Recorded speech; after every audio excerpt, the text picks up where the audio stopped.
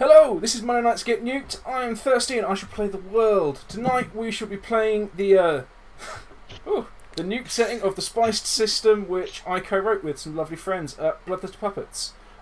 We shall be playing Bluecoats of Ooze Town, which is a nice little twist on the game we've been playing regularly, because rather than playing horrible ingrates who ruin my town and shoot up everything, we'll be playing the cops who are chasing them. Yeah. Yes.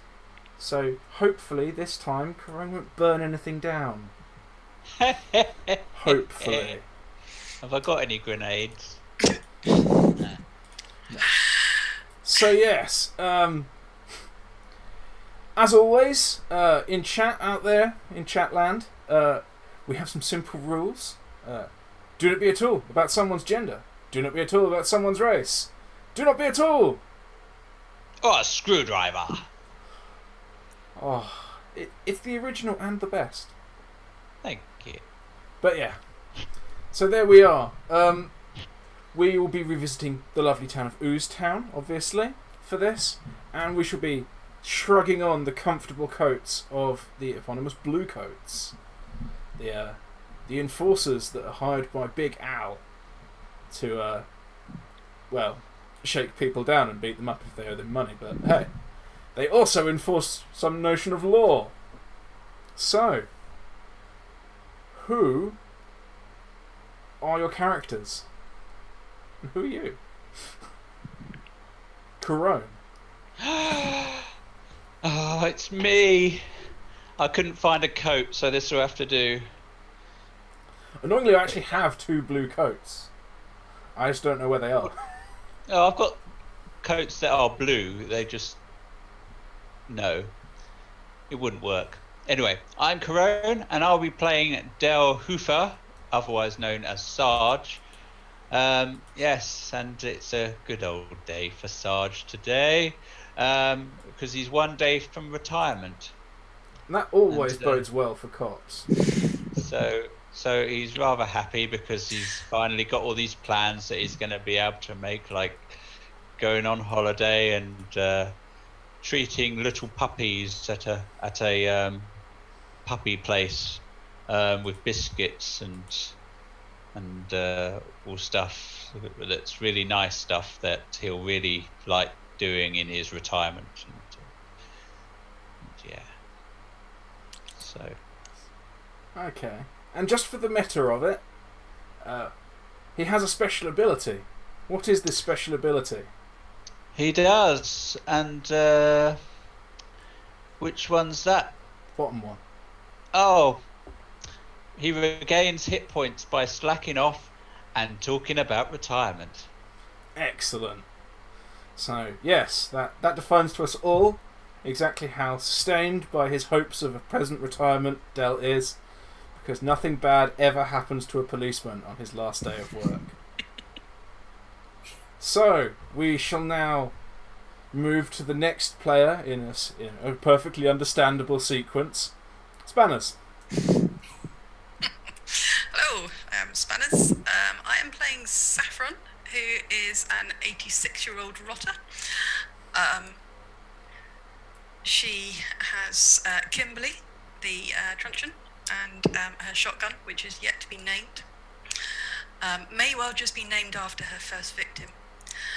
I'm surprised there are actually any cops left, because we've got quite a track record on the other side of just like slaughtering them. So yeah, she has... I'm definitely not reading this off the character sheet. She's a bit shorter than most of my characters at 5'8", and is definitely a lot older. And she has got the perk of "Get down, motherfucker." And what's the one under it? And confiscations. Mm-hmm. So she regains HP by seizing contraband, so nicking stuff. Contraband. It's like, hey, that looks like a really nice pizza. Oh, that beer looks half decent. That surely can't be allowed. Did you pay your tariff? But yeah. So yeah, Saffron Saffron appears to be the sort of person who's joined the Bluecoats to turn her theft at gunpoint into confiscation. Yeah, yes. Saffron is, I think, best described as a classy bird. Yes. As most people named after spices are. So yes. And that brings us, with all pomp and ceremony, and, but last and by no means least, to Eivor. I'm Eivor. Tonight I will be playing Hal, big lad, small. The young and rosy-cheeked new Bluecoat, with the special ability of, but that's illegal. Where I can regain HP by bitching about other Bluecoats not doing their duty. And for a change, I have new dice.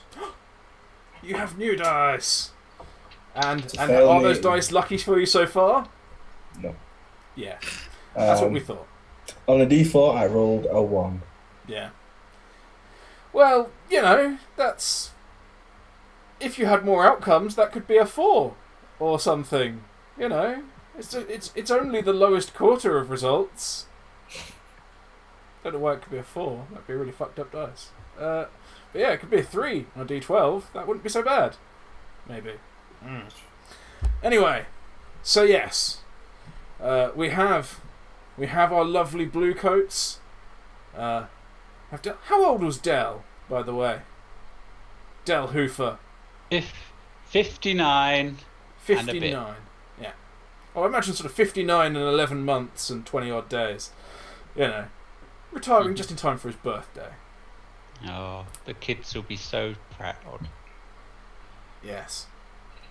Yes. Everyone likes having a retired policeman around when they're trying to make their livelihoods illicitly. In a port town specialising in prostitution and drug dealing. Everyone likes having their granddad who's a cop around. But yes. So, we pull on into the desolation. The wonderful irradiated wasteland left after those terrible, terrible wars of so long ago. We pull down towards the south of Britain, down over the ruins of London, over the smoking craters and the seething pit of Crawley. We follow a thick, sort of muddy river down a valley, through a small town with a large brewery, under a bridge where there may or may not be a sleeping Raja, and down between a pair of roads, past some abandoned farmsteads, until we reach the delta of Ooze Town, which, if nothing else, could be described as a sort of festering sore on the landscape. Full of filth and squalor, and the promise of trade, and and new beginnings, if you count bleeding to death on a pub floor as a new beginning. So yes, and on this beautiful day, we join our character, our heroes, if you will, in the bunk room, in the fort, on top of the cliff. It's dark, and they're all in their bunks, sleeping the sleep of people who've had 3 days off. Because that's how we ensure the loyalty of Bluecoats here. You give them 3 days off a week. You have both these shifts work the 4th day in tandem, so you have 1 day where you have all of them in one place, because that's sensible. It's the way that I'm campaigning real world work. But hey, so everyone's full of booze and food, good times. They've run out of money and gone back to work. So you're laying there, deep a slumber. when the watch bell rings. Oh. That's actually fantastic, because the note I've got here is the inevitable groan of the stricken and hungover. So, it keeps ringing. It's loud and piercing. It's horrible. It's like the old metal fire bells they used to have in schools.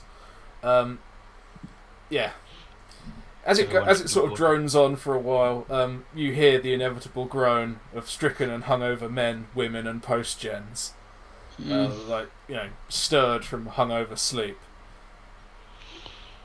What? Like that. Mm-hmm. And as the bell sort of dulls down again, a very, very large man in the form of Enforcer Kurt wanders into the barracks. Right, time to drop your cocks and grab your socks. I want everyone outside in 5 minutes. Yeah. Like that. At which point he goes outside and hits the bell button again. Up, you maggots! Socks on now. Oh, someone needs to take a swing at him. So yes, I assume you're all waking up? Yeah, suppose so. Like 25 other people in this room are also waking up. So, yeah. They're all moving. You get jostled as you try. Whoa, screw it, Del. You get jostled as you try and get out of bed by the post-gen on the top bunk, jumping down. Out of the way, old timer. Old? Yeah. Never. And he wanders off towards like the burst pipe in the corner that serves as a shower. He's already wearing his boots and trousers. One day, Is that it? Yeah. One day. Alright. Yeah, I'm still half asleep. Fair enough. You're all in one corner, and you know each other, sort of thing. Yeah, you've probably served together on patrols a few times. Saffron hasn't actually got out of one yet, and it's just going to be like checking mentally that all the limbs are still there and they're still moving, and still attached. And it's just going to sit there and be like sticking a few bits of skin back on, just preserving what she's got. I kind of picture us having like a little pot of PVA, just like glazing back over. In that manner of primary school children who do it with their hands and then peel it off. Yeah. Just like she's got a dodgy bit and she knows it's dodgy, so she smears some PVA glue on it. Stick pins in your finger. Instead of like putting makeup on in the morning, she's just like putting her skin back on. Yeah. Fair enough. And at the point where Kurt restarts the bell, we get a nice view of Hal leaping from bed, as it wouldn't do to serve the citizens of Ooze Town to have been out on the lash the night before, would it? Did you sleep like fully clothed and armoured? Mm-hmm. Ah, yes. Good man. Yeah. The rotter on the bunk under yours. She's like, fucking job's worth. Christ's sake, clanging against the bedposts all night. Take your fucking boots off, you animal. People across the way are like pulling on boots. You all have, as Bluecoats, you all have standard issue big stompy boots and some manner of jacket that is blue. Okay. Your jackets are by no means uniform. Your boots almost are. They were all made by the same people. Yeah. But yeah, that's the only item of uniform you actually have. Everything else is just the clothes you own. And all your blue coats, apart from apparently Hal's, are hanging up on pegs the other side of the room. Like by the door. Because no one else is stupid enough to sleep in their armour. gonna grab my coat, walk out the door. And which way should I be going? Just first, yeah, you walk over to your peg. It's your peg. It's been your peg for a long time. Mm-hmm. Like, it's like the third peg from the door, and they were assigned as people joined, sort of thing. Your coat, your blue coat, is like a tattered old, like navy issue, like fatigues jacket. Like it's kind of shredded up and like crudely sewn. But yeah, you put it on, and like you have the reassuring breeze through the holes. Like you don't really feel dressed until you've got it on. I'm just gonna pat the peg and say, "That'll do, peg." And the wall around it crumbles a little, and the peg comes loose. It looks like you've had to like knock it in a few times. You can always take the peg with you. I should wrench it out of the wall. Yeah. I'll do that and say, "I'm having this." Yeah. And that's been your peg for, screw it, arbitrary length of time. 46 years. You joined when you were like, what, 14? Who knows? Oh well. There we go.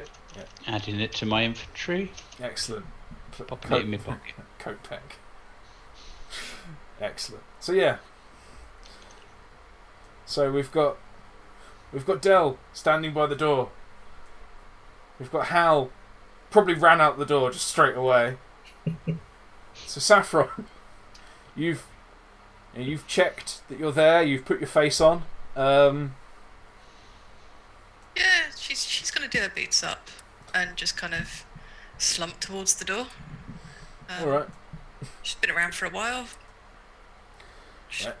No hurry. Fair enough. Yeah. And your jacket's probably about 15th or something in the row, so it's probably more or less next to your bunk. You just put it on the one next to your bunk. Someone had a problem with it. You just kept doing it until they left. Yeah, you just outlasted the people who didn't like you nicking their peg. So yeah, you shrug on your jacket, which is decidedly less buggered, but hey, it's missing. I seem to recall it's missing most of its front. It's basically like a shrug with armour pads, with a belt to do up at the front. So it's almost like football pads for those who play American football or played the original Fallout games. So yeah, you chuck that on. What's Hal's armour like? Like, what form does it take? Hal's armour? Yeah. If I can remember, or I believe it. We have a shredded old like army fatigues jacket that's dyed blue. So I said navy originally, but hey, that could have been the number or the service, the colour of the service or the colour. We've got a buggered old blue leather shrug. What's yours? Hal's is a nice new, probably still as close to the original colour as it could have been dyed. I remember now. It's a sleeveless leather biker jacket, isn't it? Yeah. Yes. So I imagine it being sort of made of denim and the A being across one shoulder rather than here.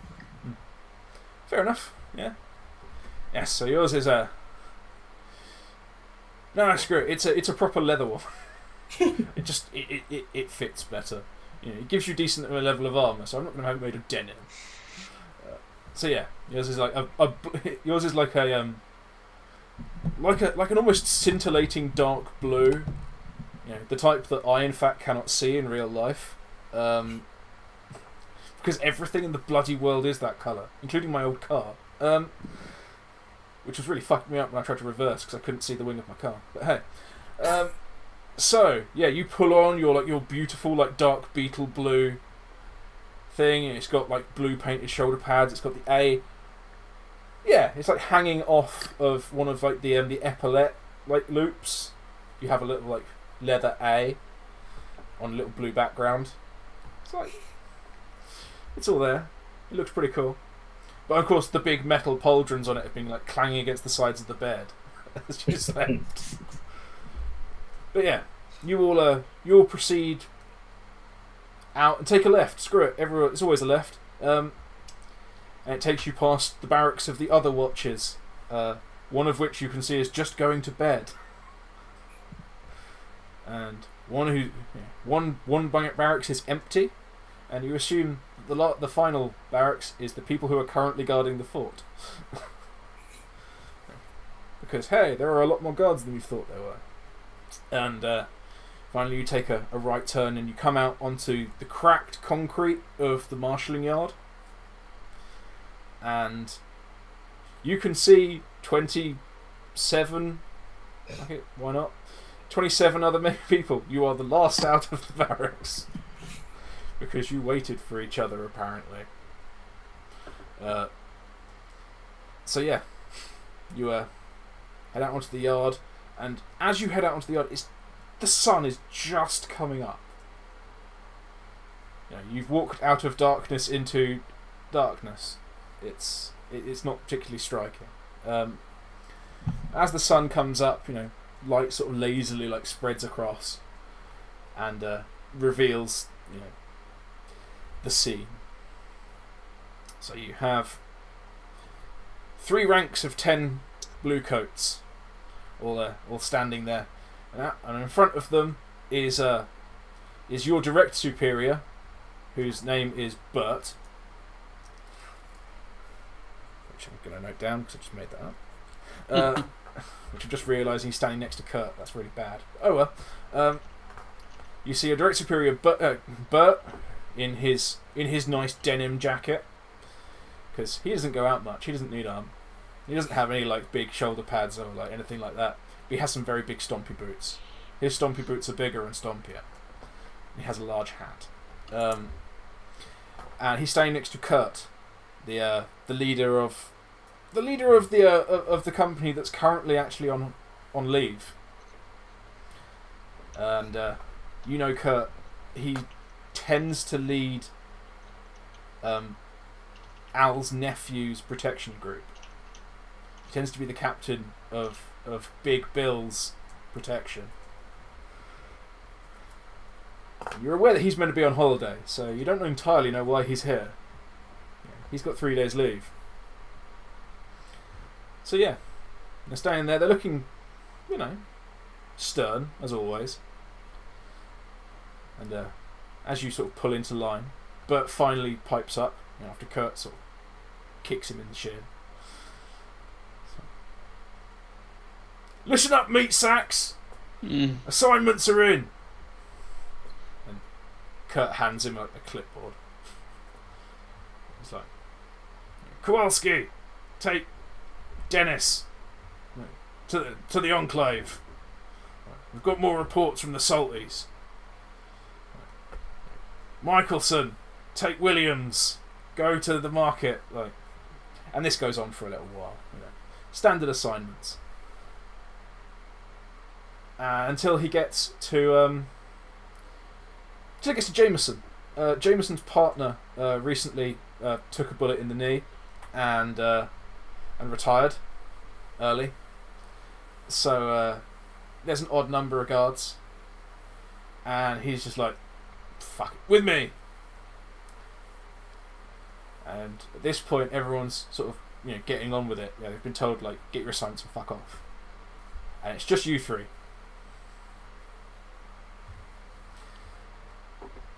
because there was an odd number now.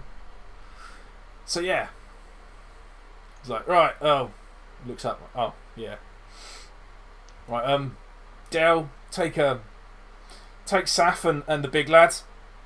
Take them down Jimmy's place. They've dust up. Dust up earlier in the morning. Get yourself down there. And, yeah. You better pop on down the armory before you go. Strap on. This is it's no time to be unarmed. Especially not as it's your last day. Well done, mate. Well, thanks. Okay, Oh. safe, Gov. Let's not get shot on my last day, Oh yeah, God forbid. Oh eh? yeah. In fact, we better make absolutely sure. And he hands you.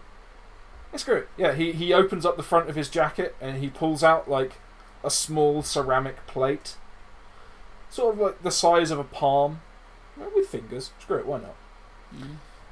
And he goes like, just put that in your inside pocket, you know. I've got another. And he pulls one out. He pulls one out, another ceramic plate out the side and puts it in his inside pocket. Like, there you are, you know, ceramic inserts, best you can get. You know, he wraps it, and you notice his knuckles are actually hurting a bit. You know, so he's giving you an extra point of armor on your chest. Yay! Unless you want to wear it somewhere else. This is your opportunity to jam this down the front of your trousers. No. You can gain crotch armor if you wish.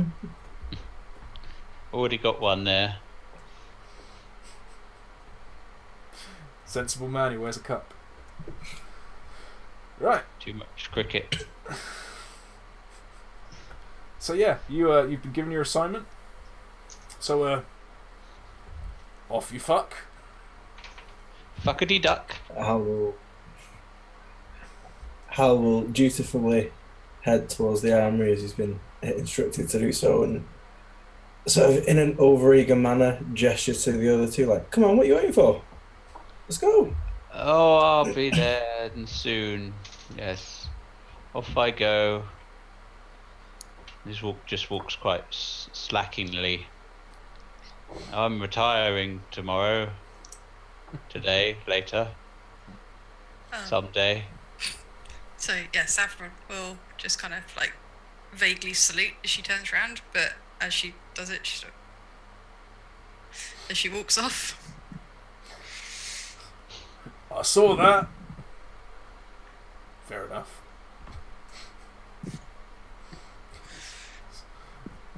I imagine Hal's in such a hurry, he just like, you know, he throws a salute like almost over his shoulder as he runs. Yeah, it is one where he may have knocked himself out, were he to have done it with anything in his hands. Fair enough. Yes. I'm just sort of picturing him doing like a full-on like Arnold Rimmer. Like, you know,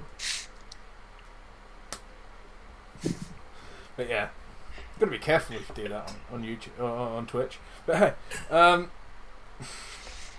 Context, man. Context. yes. But yeah. So yeah, you run off to the armory, followed by Del, strolling to the armory, followed by Saffron, slacking to the armory, schlepping slowly. So yeah, you arrive at the armory first. Hal, you have the pick of the stuff left over because literally everyone on the shift got here before you. So yeah, you come to the armory window and there are 3 sets of gear left, and there is Donald behind the armory, like the little like the quartermaster's like little what's the fucking word, bench. Screw it, why not? So you have Donald behind the quartermaster's bench. He's just like, Morning, Hal. Morning, Danny. What's good today? Oh, you know, it's all good. You know, we got the canister launcher fixed up. If you want to give it another shot. Oh yeah. It didn't go so last time, but well, yeah, but it can't go off in your hand twice. You're not in a row. Yeah, for sure. I'll definitely give it a go. Excellent. I assume you want your shield and your stick. And I don't suppose you've got anything else hidden back there that no one's claimed of any use today? Well, I'll tell you what.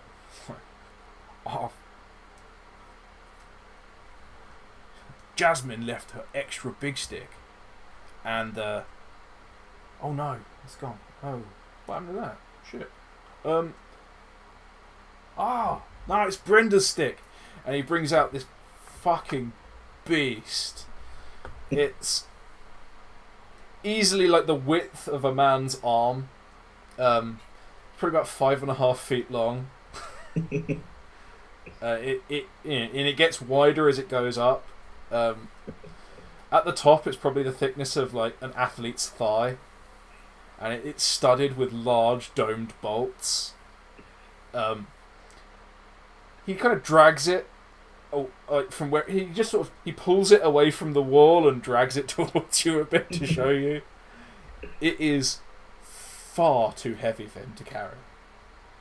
It's like, and he just drops it. Clunk. Oh, we got this, and he pulls out a like a reinforced cudgel, like a proper like shillelagh style cudgel. And it's got metal. It's got like metal bolts in the top to give it a bit of extra heft. It's probably about the length of your leg. Like you're used to using these. Yeah, he'll look at the big one that's just been dropped in front of him and eye it longingly for a moment, and then go, "Well, I best go with that one, I suppose." So this one looks a bit too much for me to handle. So, I understand, son. We'll get her in to put it back against the wall later. And he opens like, screw it. He opens like a serving hatch, like a little way down. Like a proper like old school 70s like wooden serving hatch. He's been talking to you through like a window. He just opens a hatch like further down. It's clearly made of pine. It's like not armoured or in any way. It's just for the sake of appearance. He swings it open and he just hands these things through. Your shield is almost too wide. It's just like a section of tabletop made of planks with like a leather band on it. With your help, you manage to like pull it through. And he hands you the canister gun, which is big. Like, it's very big. And he hands you the canister for it. He's like, yeah, load it before you fire it, obviously. Don't throw it. Whatever you do, don't throw it. And why? What happens if I... It's not great. It's not great.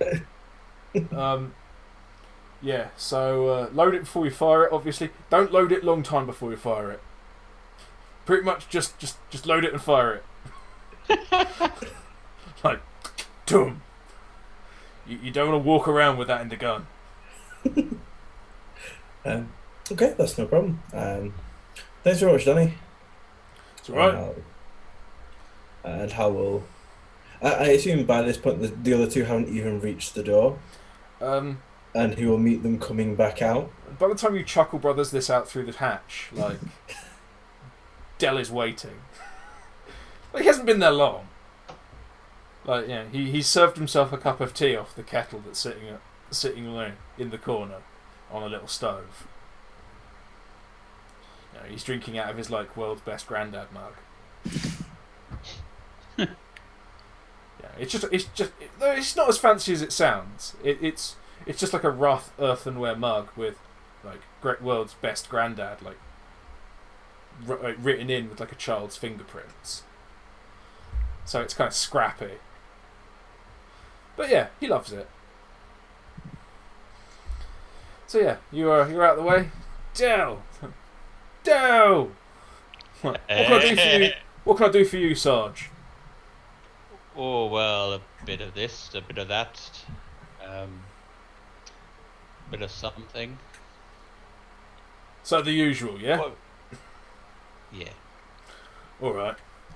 And he literally just turns slightly to one side, pulls out from under the counter, like your gun belt. Like the one that you've carried for like 40 years, with your gun and your truncheon like hanging on it. Oh yes. And he stuffs them through the thing, and he goes like, Oh yeah, we got this. Where'd it go? He opens like a little biscuit tin, and he hands you like 2 speed loaders with an additional 6 shots in each.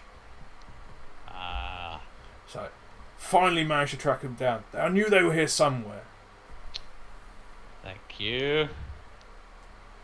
So yes, you have 2 reloads for your 6-shooter. Yay. Excellent.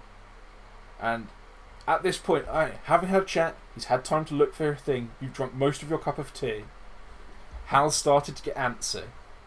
Saffron's now turned up.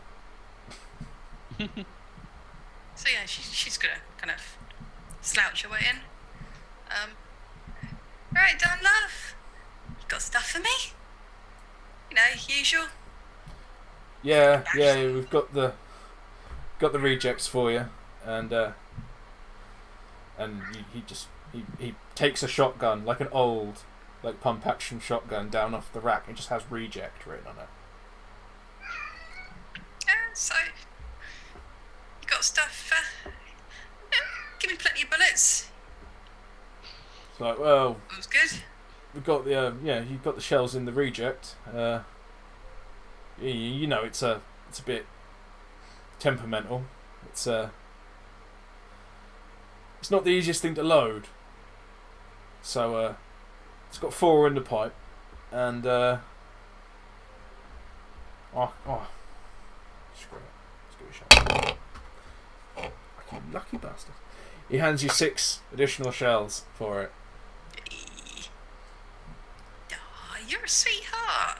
So, maybe something else to, you know, maybe persuade people to hand over that, what ought not to be theirs? Oh, persuasion we're looking for today, is it, love? Okay. And he just pulls like a heavy length of pipe down off the wall. It's actually still got like one of those big like inspection taps on it.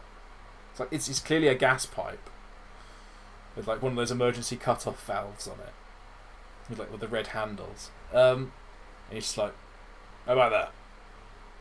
And he hands it to you, and through the little hatch, and one end of this pipe has quite clearly been filled with a lighter metal. Like someone's closed this inspection valve off and filled the top of the pipe with like solder or something just to make it a little heavier. Okay, so yeah, she's going to take it and give it a swing and just kind of beat it into her other hand. It's got an appreciable heft. Reckon that'll do. She's going to kind of hold it up. Okay. I shall call her Kimberly. And then just kind of sticks her inside a jacket. Mooches on out.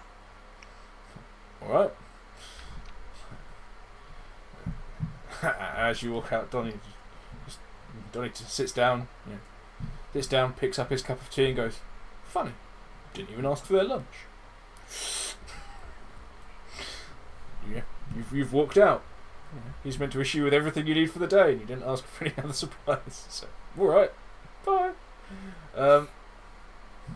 So yeah, you've walked out with only the objects that have been mentioned so far, and you step out the fort, which is perfectly normal. But you yourself have never ever been here before. So you walk down the wide, well maintained expanse of the front path out of the fort. It's wide and there's guard posts on either side. My God, that's a loud cat. You say as you hear a cat in the distance. Quack, quack. Wait a minute, duck quacks don't echo. We're surrounded. But yes, you walk down the wide path and you see the guard posts on either side, manned by the brigade of Bluecoats that have the black armbands, the badasses. You don't mess with those guys. Black Shift are not the guys you screw with. As we go past, you hear Hal pipe up. Oh, I'll be with them soon. Be one of them one day.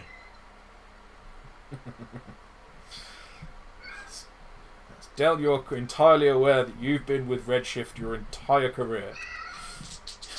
Like, moving into Black Shift is not an easy thing. Hal, you don't know that. So yes, you've strolled into Ooze Town. You've been told that you're going to Jimmy's place, which, if you recall, is the Bleed. The bar on the northern edge of town. On the little island all of its own. Next to the warehouse. In the building called Flood. As I seem to recall. So, yeah. You head on into town. You are cops walking through town. What do you want to do? Is there anything suspicious around?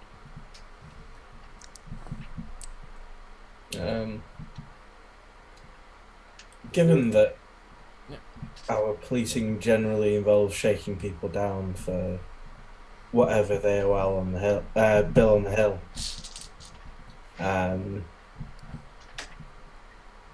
Well, yeah, but your job is shaking people down for protection money, and actually performing the protection. It's called protection money because I'm uncharitable. It's basically council tax if police was run by local councils. Not that I'm at all bitter about council tax. For holding us hostage in our homes. And then never repairing the goddamn road. But yeah, so you're strolling down into town. You're passing by the fields that separate the fort and the Salties enclave from the main sort of residential districts of town.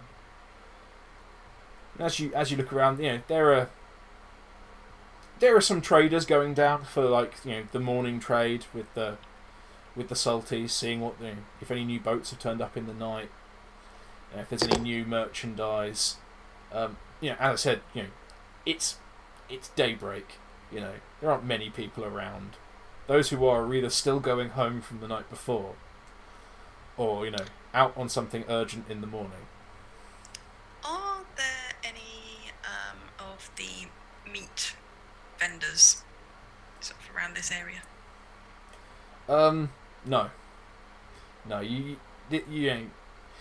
are technically outside of the town. In that Bill made absolutely sure that no one built. Al made absolutely sure that no one built on these fields, so there would be a buffer zone between the fort and the town. So if anyone came for him, he could see them coming. But there are buildings, and if there's anyone in them, they shouldn't be there.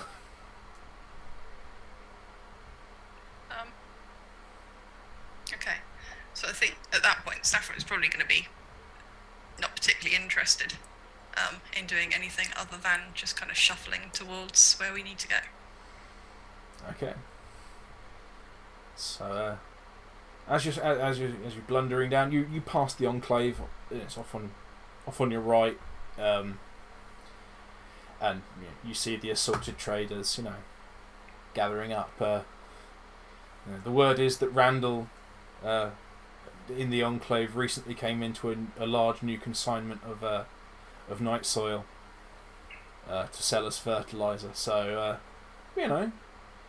it's well baked. So yeah, the people who do a little bit of farming outside of town probably want some of that. God knows what else they're trading for, but you're not a trader, you don't give a shit.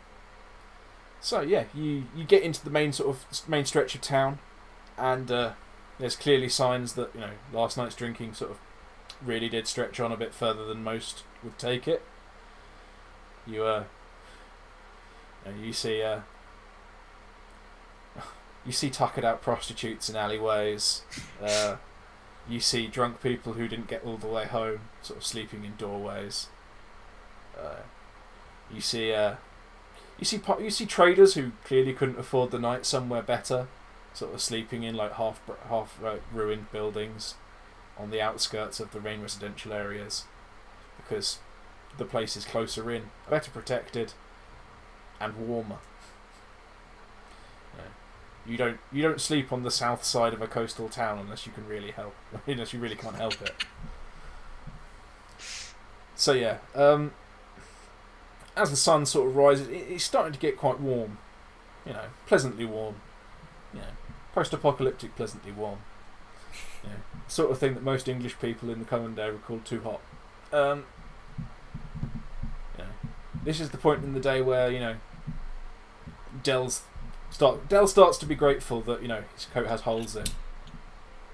Hal becomes grateful that his coat doesn't have sleeves, and Saffron becomes grateful because it was too fucking cold. It's about this point you see Hal sort of switch the goggles that had been sat here to full down, tinted lenses sort of shading him against the sun. Excellent. I actually have a pair of those goggles, and I actually was going to bring them in here, but I seem to have left them somewhere. Fuck. But yeah, you stroll on into the residential sort of outskirts of the town. As the sun starts to warm your backs. There are people sort of scattered around. Drunks waking up as the sun hits them. Scurrying away into the shadows. The brothels seem to be firing up the promotions engine again. You see a young lad standing outside her butts, having silver tokens threaded back on to a sort of a ring mail affair. By Erica from the leather workers next door. You can see some of the shopkeepers sort of standing outside having a chat with the next door neighbours. The day hasn't really got going yet.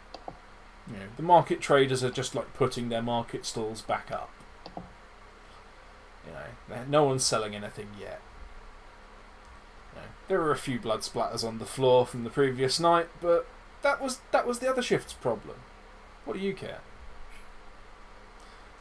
As you walk along, occasionally a tooth skitters away underfoot, but hey, you were off duty. You don't give a fuck. So yeah, as you walk through this, like the merchant quarter, the square, just as things are starting to wake up, people are starting to move. What do you want to do?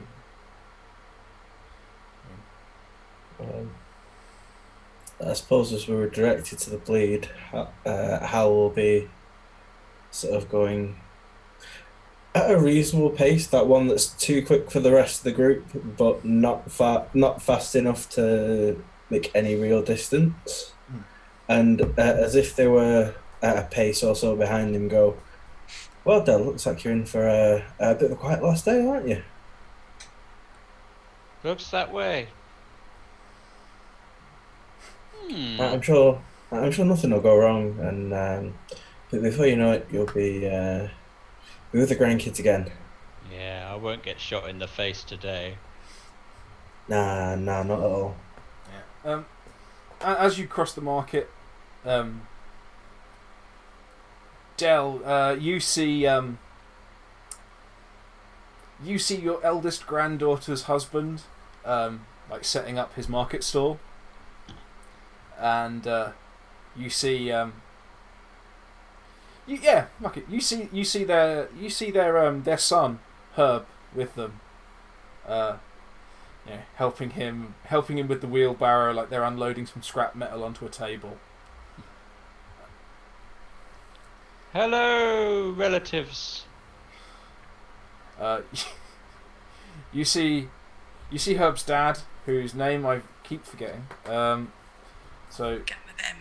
yeah, let's say it was Mick, because I don't care. You see Mick like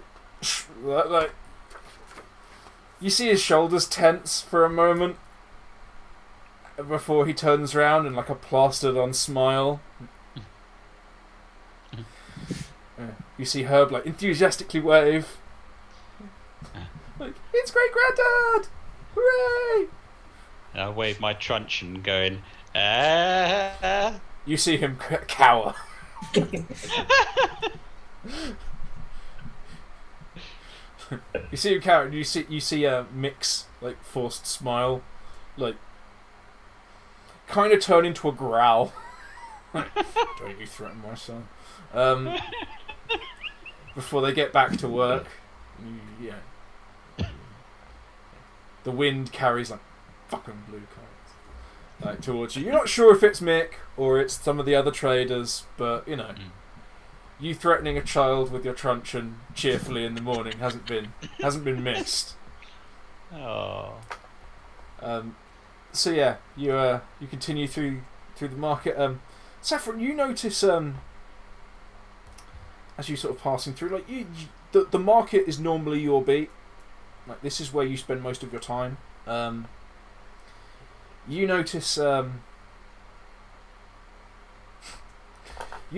there's a quiet stall that never seems to really sell much. It has all kinds of like weird, like rare things from like before the desolation, and like cutlery and silverware and things on it. And it always seems to have more stuff than you can really like credit. And the guy seems a bit dodgy, which you use to your advantage every time you shake him down. And he's looking particularly sort of chuffed with himself today. He's got an eye. He's walking to his stall. You know, someone's already set it up for him. You can see some kids by the tables. And he's walking out there with like a big bulging bag, and a rather sort of sickly smile on his face. Okay. So Saffron's gonna kind of she'll wander over, walk past Herb, give him a bit of a pat on the head, go, all right, Scrapper. She clearly knows the kids, with it being her beat. Yeah. Would she know the names of the other kids that are at this particular stall?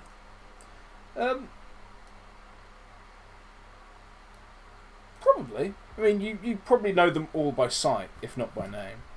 Okay. I mean, you recognise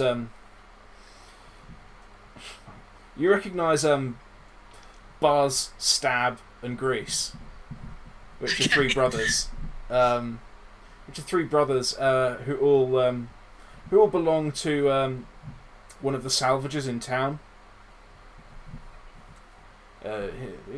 He sort of comes and goes. He leaves town to go on salvaging trips, and the kids raise money for Mum at home by helping out around the market. Okay, so she'll probably greet them. Right, boys, dad out of town again? Alright. Yeah, he's been gone a week. Right, Mum keeping all right? Well, you know, yeah, good as ever. Looking after her? Buzz is like, I'm not. Stab's like, yes you are, Mummy's boy. Grease is just like, will you both shut up? You're so embarrassing. Oh yeah. You know, they don't seem to be they don't seem to be anything out of the usual for them. They're always gobby little bastards. They're always, having little scuffles among themselves. Yeah, they're quite handy for information now, isn't they? Well, you tell Mum that I'll drop in on her later and just make sure she's all right. Just while your dad's away. All You right. working for this gentleman here? You notice Stab looking a little worried at you taking interest in the man they're working for. But Buzz stands up and is like, yeah, he paid us in advance. He gave us meat, and he gave me some bread. I see. So he's given you things in advance. So, yeah. He said it was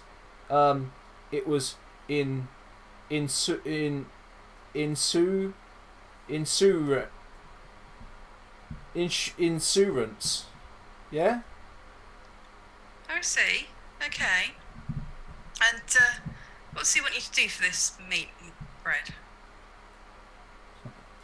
He just points to Grease, who's carrying a bag of stuff. He's like, carry his shit. Set up his tables. You know. Why can't he do that himself then? I don't know. Maybe he's a lazy bastard. Look at him. He's skinny. He couldn't lift all this. He's not strong like me. He picks up an arm like a piece of dry pasta. It's like, I'm strong, me. You notice he has to put the bag down to do it. She gives him a bit of a pat on the arm and goes, yeah, looks like a grown Bluecoat to me. Yeah. You pat him on the arm, it kind of feels like a stale French stick. Like it's clearly tensed as hard as possible, but there's no bulge. It's like, Dad says when I grow up, I'll be a strong salvager like him. You can be whatever you want. I can do whatever I want. I'm going to be a lady! And he runs away into the crowd. Like, I'm going to be a lady. I can be whatever I want to be. And Grease just like puts his hand to his face, just like, Stab is such an idiot. You just let him do what he wants to do. Yeah, I mean, he can do whatever he wants to do, but surely he doesn't. Surely he realises that's quite difficult. Well, you know, if there was anywhere that you could get away with that, it is probably the place. If he wants to dress like a lady, he could work at bungos. Exactly, there'll always be employment for him here. Right, now you tell me about this this gentleman that you're working for. Where is he? He's over there. Points to the large. Points to the tall, ropey gentleman with a large bag of stuff, which he's conspicuously putting down under his table and not opening. As he gets these children to put up the canopy for his stall. I'll tell you what. You run along now. Let me have a quick word in his ear, and then you can come back and finish your job. Okay. You see Buzz running off to go and find Stab because they've already been paid. They don't want to catch any backlash off this. And Grease picks up his bag, now carrying both bags, walking considerably slower over towards the table. Okay. Do I know this guy's name?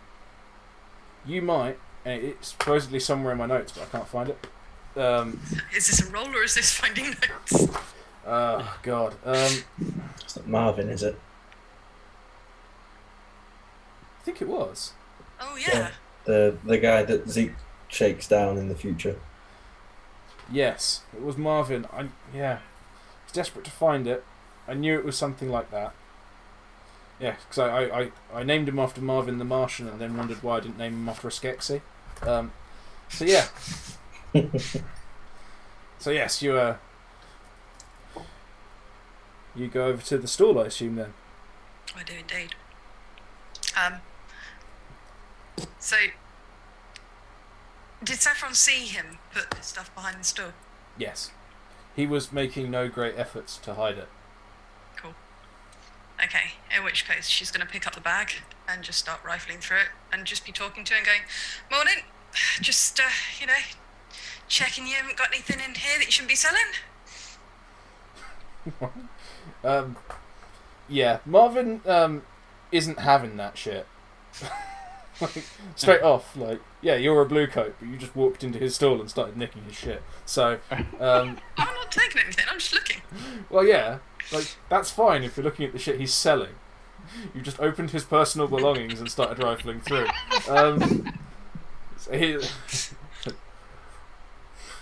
trying to remember his voice. What are you doing over there?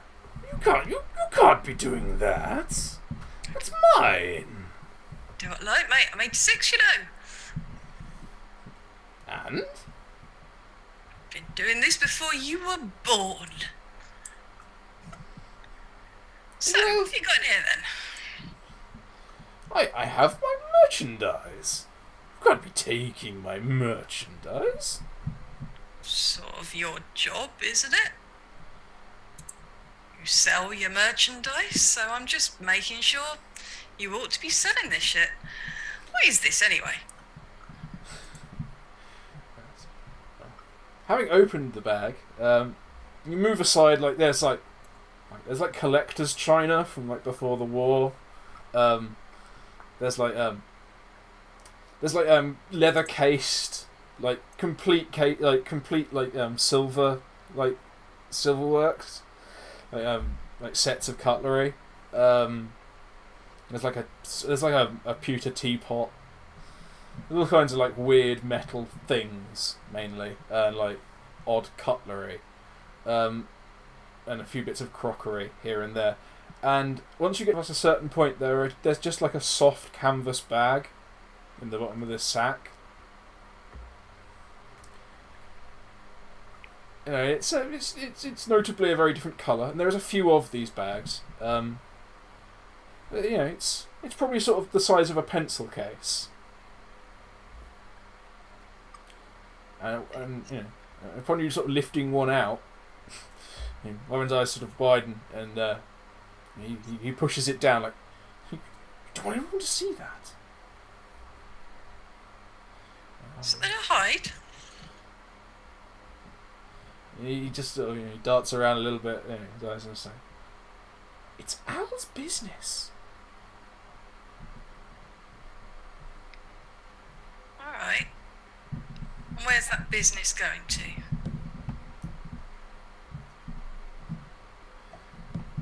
Well, wherever Al says it should. And he opens up the bag. It's like a rubber band. It's like it's like wrapped around a few times. He undoes it. He opens it up, and he shows you inside the bag. There is like a bundle of death sticks. Okay, and where's Al said these need to go to? Well, someone's coming to pick them up later. Seeing who's that someone? It's the man with the money. I don't know. The man with the money. Yes. I see. And Al's trusted you with this. Yes. Why would that be then? I don't know. I pay my dues. I take my jobs. And he lifts up his sleeve, and you see branded onto his arm is the A for A. It's clearly been like a Bluecoat with a metal brand has clearly done this.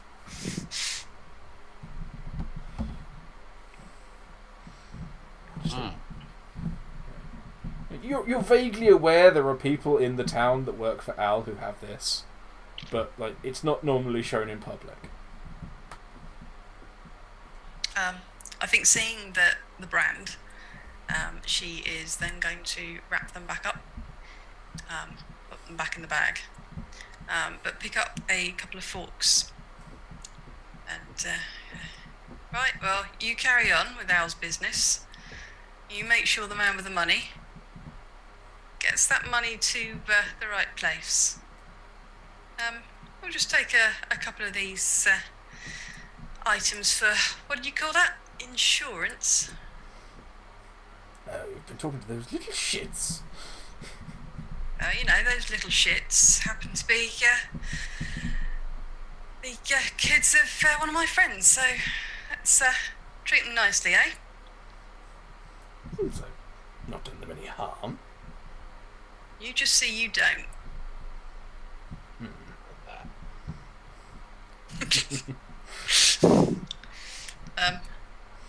How? Which, How are you reacting to this guy? Like, this guy's clearly like. Oh, Saffron has clearly pulled like a large bag of drugs out of this bag.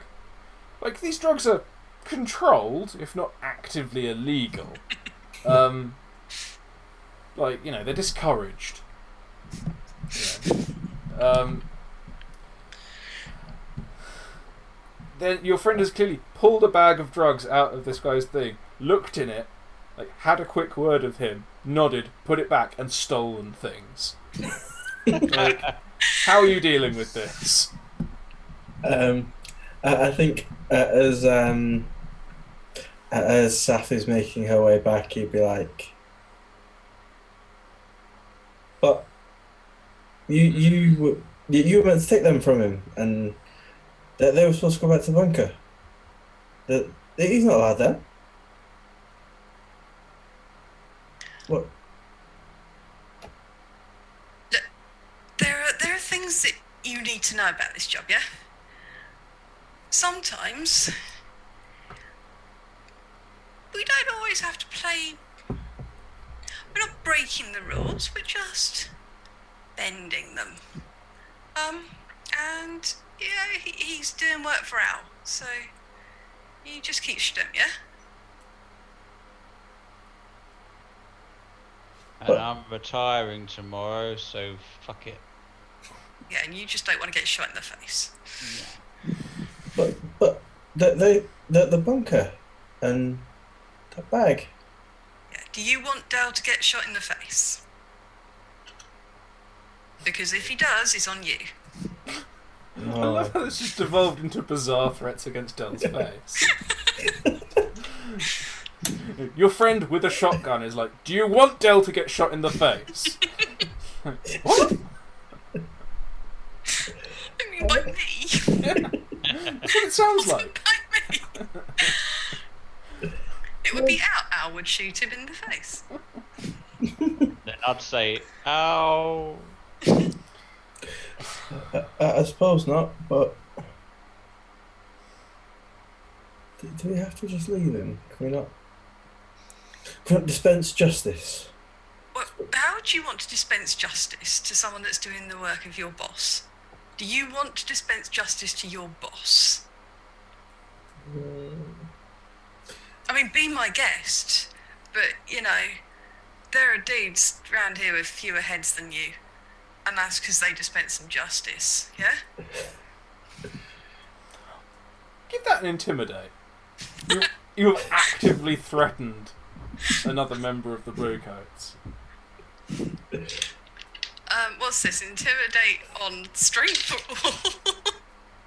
what? I would say that's an intellect. You've actually stated a fact that you have seen people lose their heads for doing less. In which case it's a 13. Yes. I suppose that you might have a point. We should. Let's just move on. Yeah, good lad. No, it makes So- sense. So, yeah, anyone can smell food? Always. Excellent. It's follow the nose. Can we see any, like, food carts at this point? You can see between where is it? Randall's House of Taxidermy and Belinda's House of Corsetry and Other Arts. There's a guy selling bread,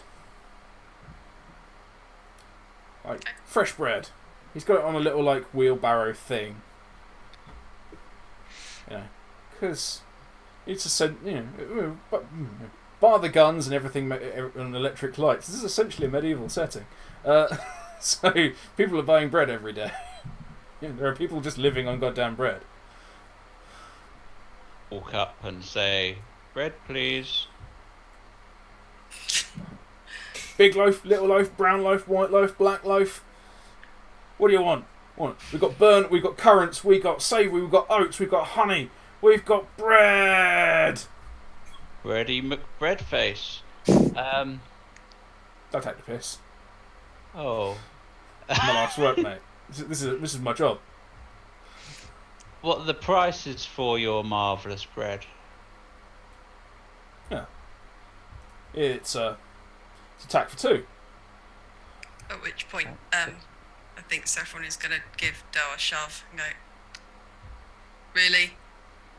And she's going to lean on the cart and go, "Look, mate, I've heard that a hungry copper isn't very helpful. But you know what? A friendly copper, one that's well fed,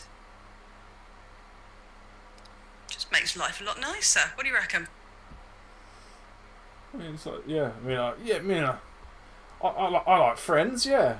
I mean, what, I'm always happy to help out the blues. What I mean, like, what do you want?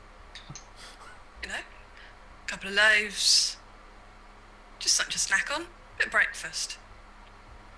Oh, breakfast. You want a breakfast roll? These are pucker. Like, what we do is like, and he just launches into a discussion of like how they make the breakfast roll, and like they bake it with like egg and bacon inside. It's like a miraculous like baked Alaska meets a roll. Sort of a baked Alaska of breakfast. It's a peculiar arrangement, kind of like bacon wrapped around a scotched egg wrapped in bread. Nice. And at a very agreeable price. So, well, yeah, I mean, it's normally 2 tack for 1, because like he gets it out. It's this goddamn big. like, it's a sizable amount of bread wrapped around a large egg. So a significant amount of sausage. That's what the normal price would be. So. It's like it's 2 tack for 1. I mean, look at it. Yeah, you can eat that for a day and a bit. I mean, look at it. It's huge. So think about your options here, mate. Because our friend here, he's new, but he's a growing lad. Think of the years of protection he's going to give you if you give him a decent breakfast for free. Free. So, well, if you're looking for free, I mean, like, it's like, you want something for free, lad. Well, Talk directly to Hal. Like, you want something free, yeah? I don't know, look, they're quite nice. I wouldn't mind a bit of breakfast about now. Had to rush out, you see, and keep the good streets of Ooze Town safe. And your face. What? As I remember, Hal was particularly tall. Yes. At 6'6". Yes. And is carrying, probably shouldered rather than sort of on a belt with the just his truncheon there, sort of ready for action. As he goes, yeah, a bit of breakfast wouldn't go amiss now, would it? Okay. You know me. If you want something to happen concretely in the world, you need to roll a dice at me and tell me what you're doing. I am going to roll an intimidate with strength. Excellent. We've already ruined our naive little good boy. Well, he doesn't mean to be intimidating. It's just happening around him. He's posturing with a large, heavy weapon. It's just the way he carries it. All right. It will be his argument forever, and that is a 14. 14. Yeah.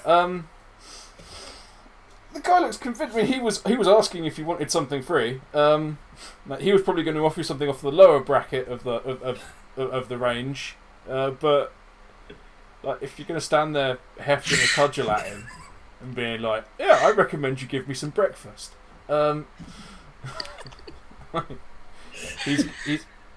He's gonna like take out. Yeah, he takes out one of the breakfast rolls. Like it's a little bit charred on one end. Like it's been, he's had it like sitting next to the burner at the bottom, which he toasts the bread over.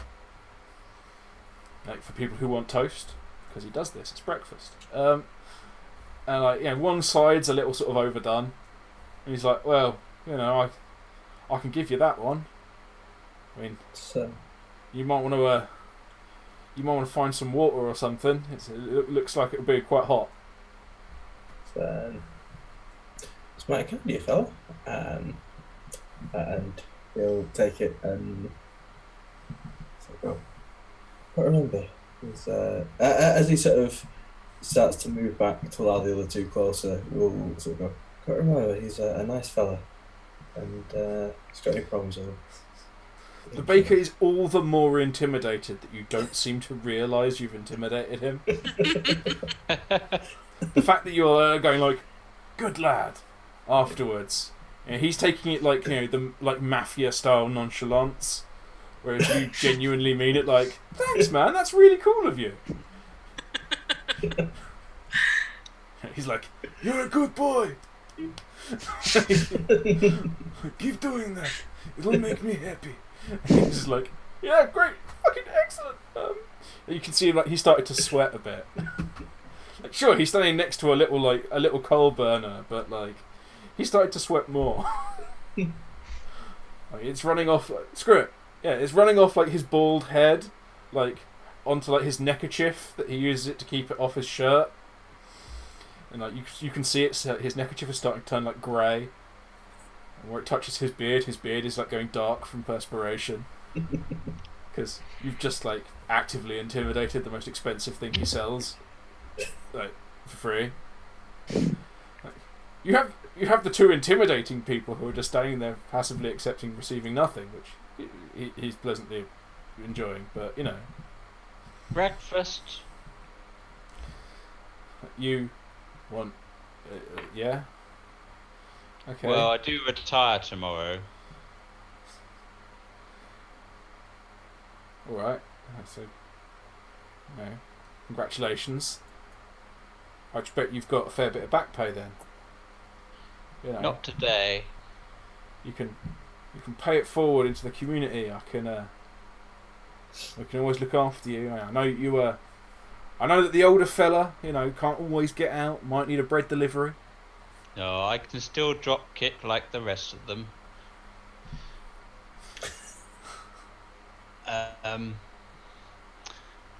Yeah. Nice breakfast for more than just one would be lovely. I'm gonna roll an intimidate. Are you sure that's an intimidate? It is when I'm staring at him right up to his face. Okay. Creepy on that. Yeah. This seems more like a creepy manipulate than an active intimidate. But either or, the stats are the same. All right, yeah. Do a manipulate. Basically walking up to someone and going, "I retire tomorrow. I would quite like some breakfast." Isn't threatening. It might inspire some pity or empathy from them, but Oh dear. he's giving you the old timers discount maybe. 15. God damn. Yeah, 15. He's like, well, I can give you the friends and family if you want.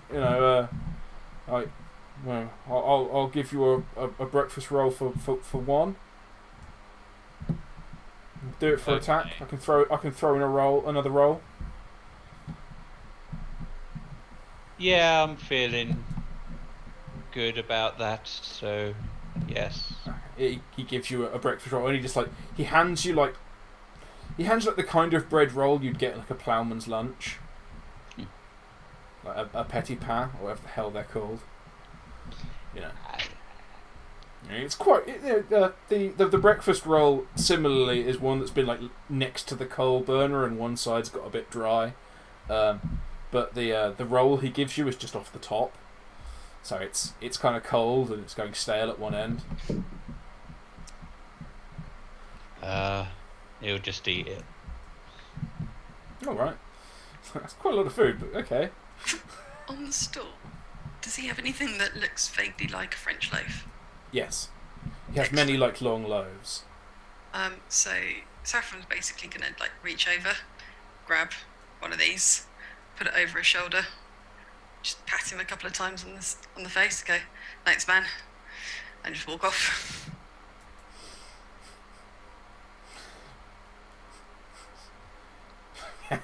All right. I'm just going to shrug and just walk off as well. Yeah. You just do it. We agree, so you do it. You nab essentially a baguette off of him and just wander off. And he stands there and he's just like, Christ, I managed to get a tack out of them. These guys, those were really great guys.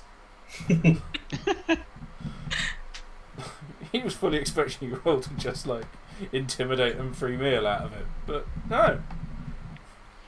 Like one of them stole one of you stole something, one of you intimidated, and the other one paid. So he's one up on this. So yeah, he walks off. Like, as you walk back towards the river, you hear him whistling happily. He pops his head into Randall's. Like, what do you need? What do you need? Brown bread, black bread, grey bread, blue bread. I've got it all. Breakfast rolls, long bread, short bread, tall bread, small bread, flat bread, cornbread. I don't know shit. Can't think of any other kinds of bread. Short bread, soda bread. I'm not a baker. Apple pie bread. Yeah. Banana bread. There we are. Oh. Right, well, that's the trivia portion of the evening. Finished. How many kinds of bread can you name? Not many. So yeah, you roll on down. You're passing Madame Nooch's knocking ship, and obviously you've passed Tom's oddity shop. I haven't shaken anyone down for protection money. I'm kind of surprised. Yeah, you head across the short bridge towards the bleed. And as you stand outside, you notice on the doors. Hal, you probably don't notice this on the single basis that I don't think you're intelligent enough to read. Again, I mean, I don't know. Can Hal read, or is Hal just not very?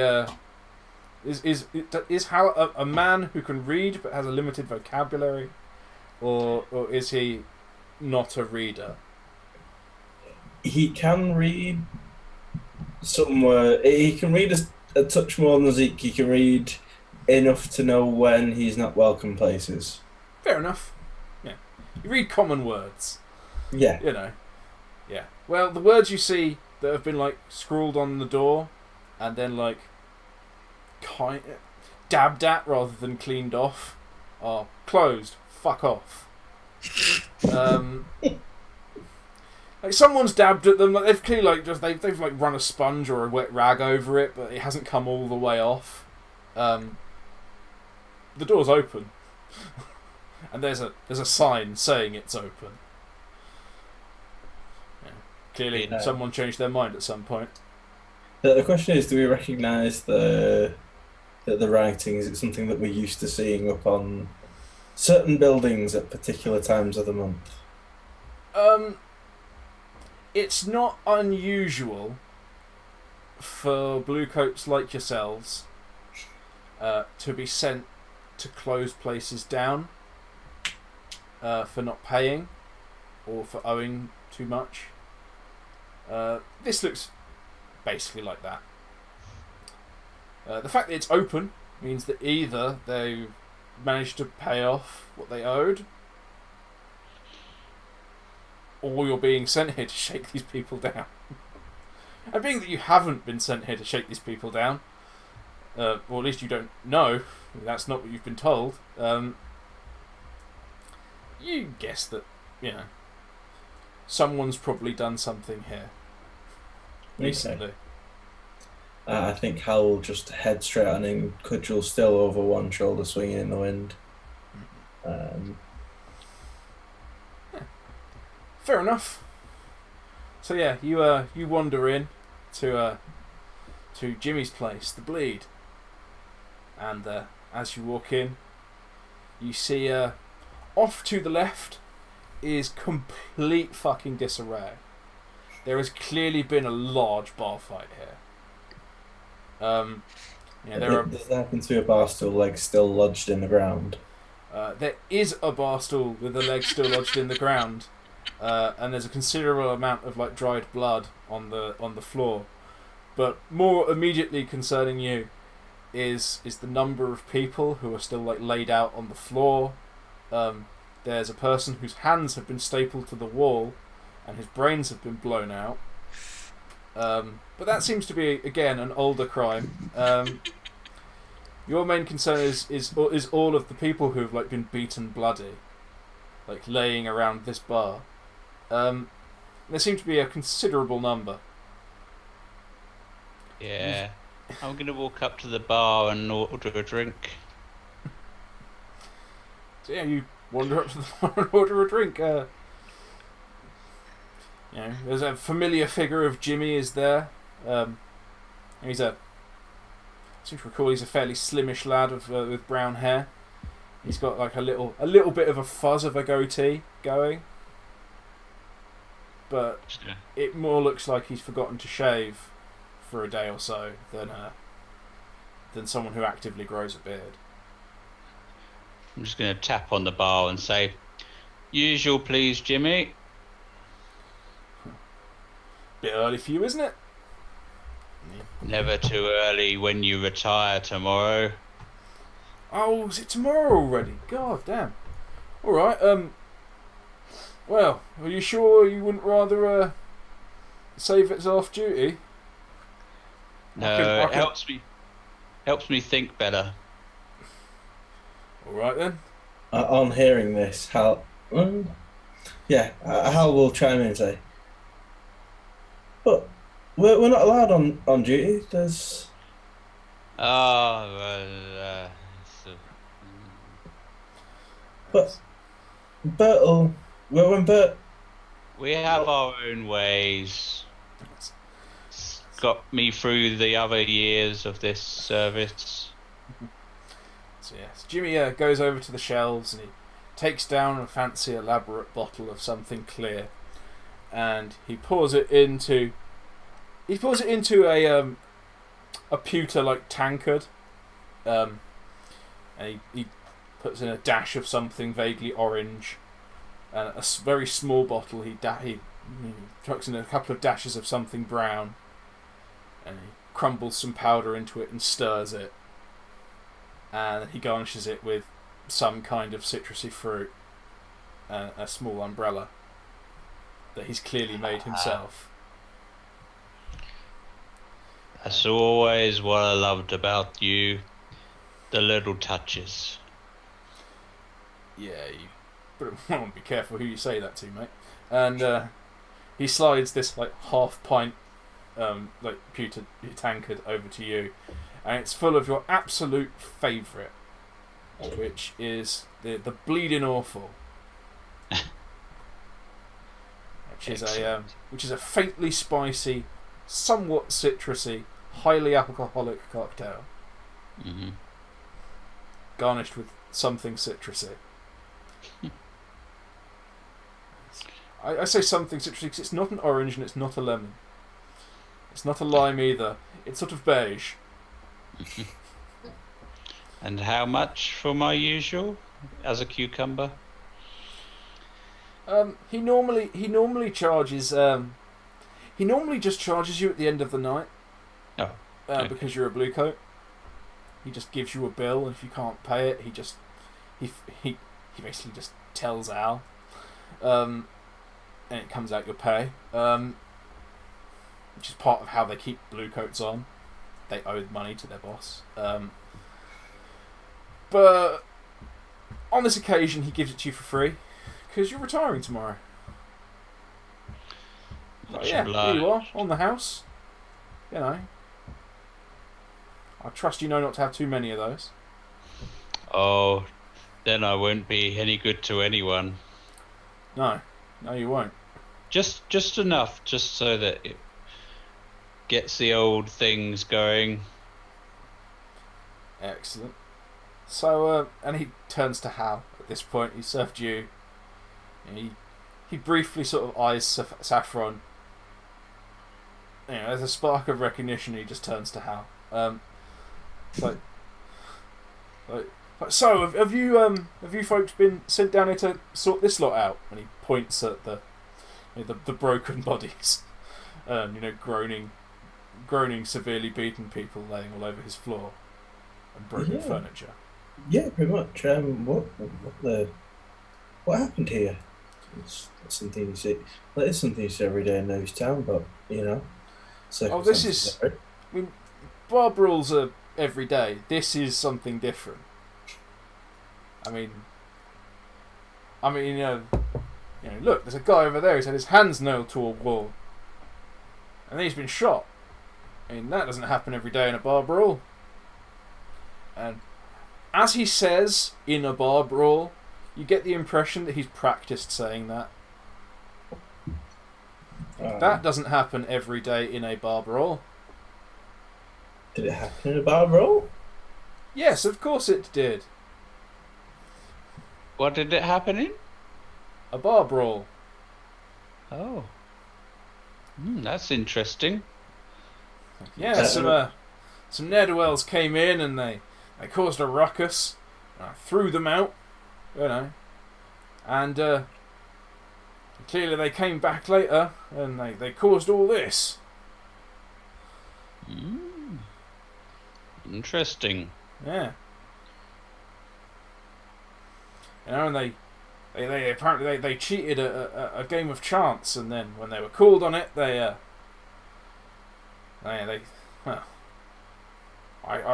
gather that man over there was the first victim, and he points at a large bloke with a sort of lopsided smile of a man who's recently had half his teeth punched in.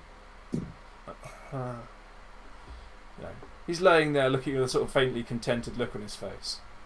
Probably because he's out cold.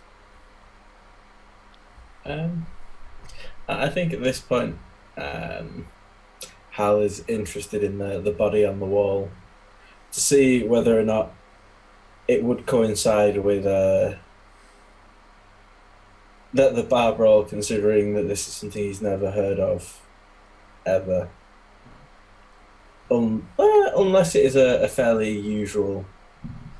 No, people nailed to walls is not normal. Even for Bill? This isn't Fallout 4 Raiders.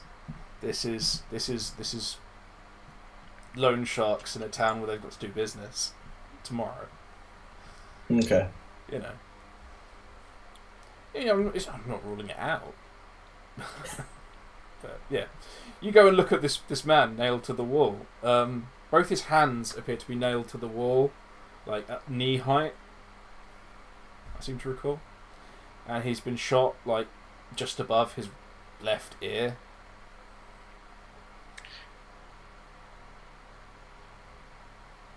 Interesting. So Saffron's going to be just kind of poking around and like kicking stuff, just kind of nudging stuff with her feet. And I did. And she's going to notice that little area where the floorboards move. Just kind of bend down and have a look. Go, so, Jimmy, what's down here, mate? What, down there? Yeah, there's what appears to be some loose floorboards. You're not hiding anything from us, are you? Of course not. Why would I be?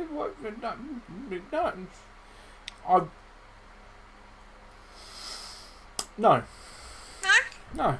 Well, you won't mind me having a quick look then, will you? And she's going to prise the little hatchway open and pull out the bottles that were under there. Well, you can't blame us for putting the good stuff, you know, where it can't be seen. So you were hiding stuff from us then? Well, not from you, from everyone, you know. Including us? Well, it's Hiding? special reserve. I see. Well, I think I might have to special reserve that over here. Because, you know those rules. We need to see what you've got, stock check and all that. If you're hiding stuff from us, well, confiscating. Hey, Saf, this don't look like it were done in a bar brawl to you, does it? I think he might be having us on here. Looks a bit, execution-y to me. Too Jimmy, you've not been specific. losing your temper. What? I'm just. What?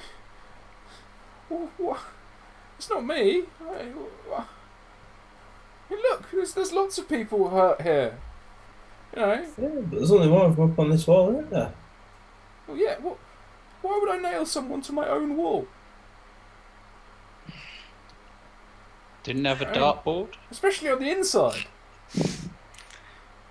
I do have a dartboard. And he points at 3 dartboards on the other wall, all next to each other, slightly too close. Do we notice in there? Hmm? Can we roll a perception to see if we notice any specific markings, scufflings, that kind of thing? Yeah, here we go.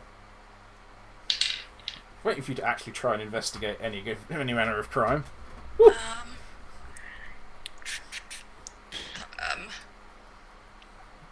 I'll get there in a minute. Oh shit, I've just seen what my perception is. Okay, so that's 10 in total.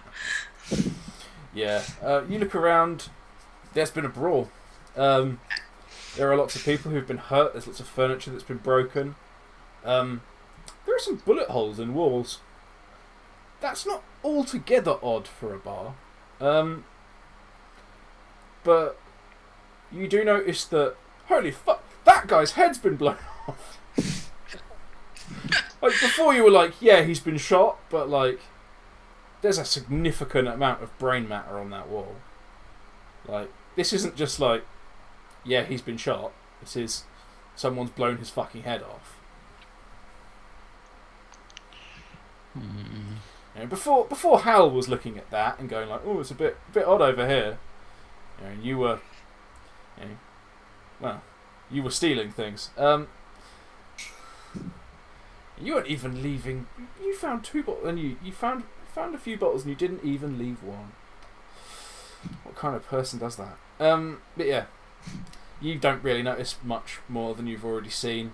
You know, there are people, some of whom are still out cold, or at least too injured to get up, laying all over the floor. There's broken tables. There's broken chairs. There were booths. Now there are just sort of circles of shredded bench. Or semicircles of shredded bench. The tables have been ripped out and thrown around. So, Jimmy, I think we're going to need to do a bit of a look-see round here, because, you know, we've been sent over by Kurt to clean up this mess. I think we need to probably reinstate that fuck off sign, don't we? Maybe you can get some customers once you've given us a bit more detail. And Saffron's going to go out and start rewriting the sign. You notice that Jimmy's in there just like, for fuck's sake. You call the Bluecoats to sort out messes, to provide protection. And what do? They shut me down. Ugh. I mean, sorry, Del. I mean, I don't mean to get up on your case, but can you do something? There does seem to be more to this than meets the eye. Yeah, that's why I called Kurt to get you here. But you tell us it's a bar brawl, and it looks a bit more than that. And? So catch the murderers who killed someone in my bar. Don't shut me down. Not shutting you down. We're just temporarily creating a crime scene where we can investigate. We've got people here who are still alive. We'll have a chat, see if we can get some info, but then, help you clear up. You can't serve people in here. Look at the mess. Couple of hours tops. He stands around like, didn't stop down. Standing there with his fruity cocktail.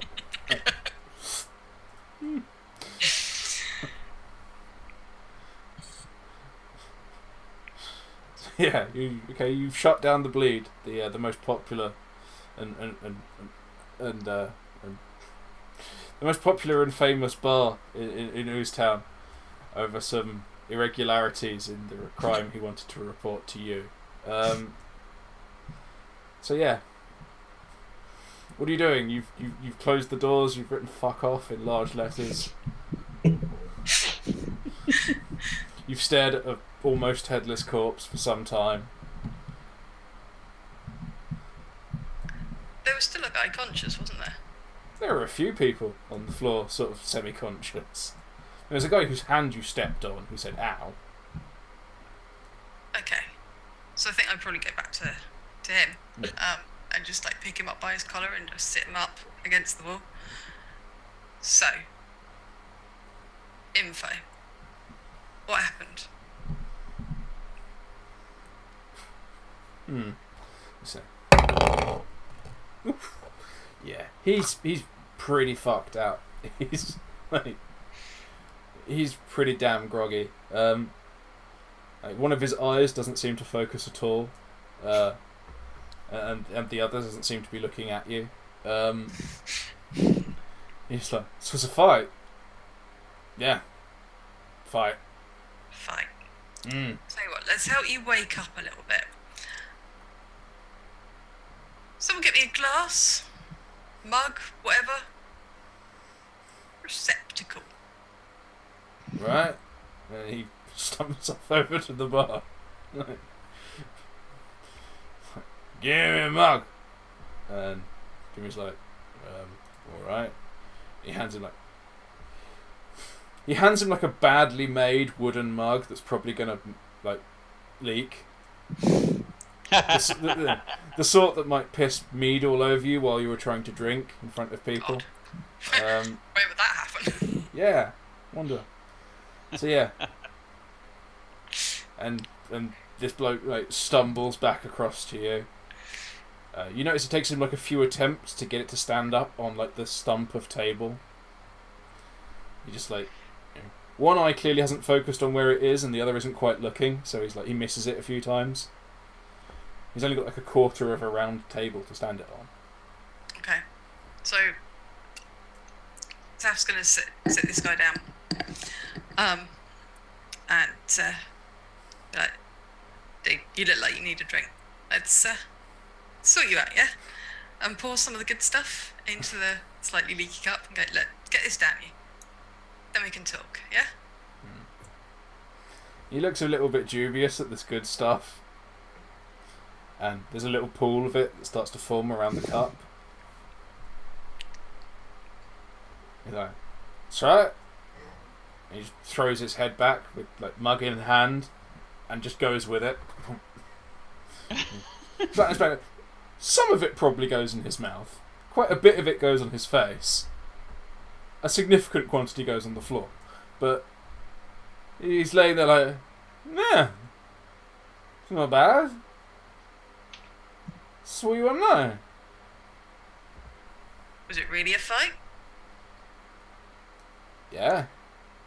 So He just points the big fist mark on his face. how did the guy over there get nailed to the wall? It's a bit more than a fight. There's a guy nailed to the fucking wall? Shit! There's a guy nailed to the fucking wall! Why is there a guy nailed to the wall? We're rather hoping you'd tell us, but Did that guy do it? And he just points at Hal. Like, he looks like the kind of bastard who would nail a fucker to a wall. Look at him. He's got a big old stick. He's not nailing anyone to a wall. Okay. And then just kind of pushes him off his seat and wanders off. I'm on the floor.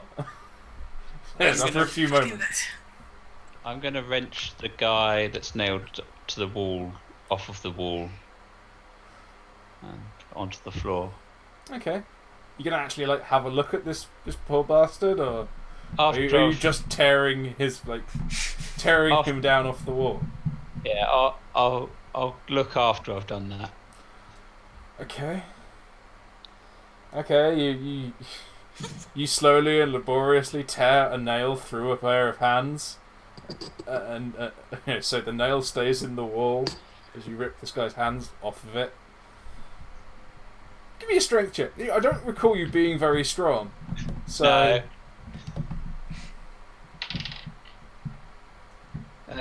That is 10. Yeah. You slowly and laboriously pull at these hands, and like they move like infinitesimally. You keep going. How are you going to help?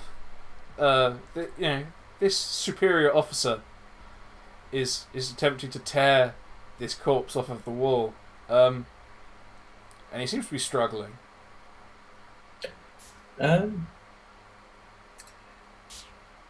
Yeah, I think that at this point, Hal will sort of step forward and go, if you don't mind, Sergeant, I think it's done like this. And after Dell is suitably far away, he is going to take his truncheon with the studded end and sort of use it as a hammer to drive the nail into the wall through the hands. All right. Give me an RCC.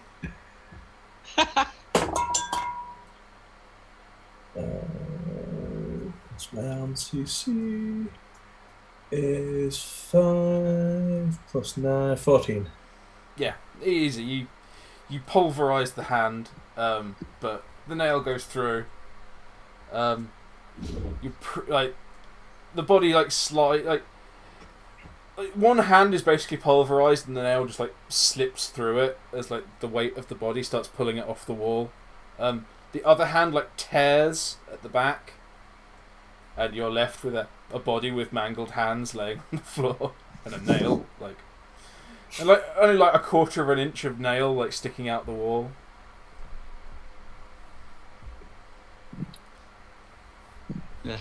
Is he still dead? So yes. It seems to be Sarge. Yes, he's yeah, he's nearly headless. So yeah.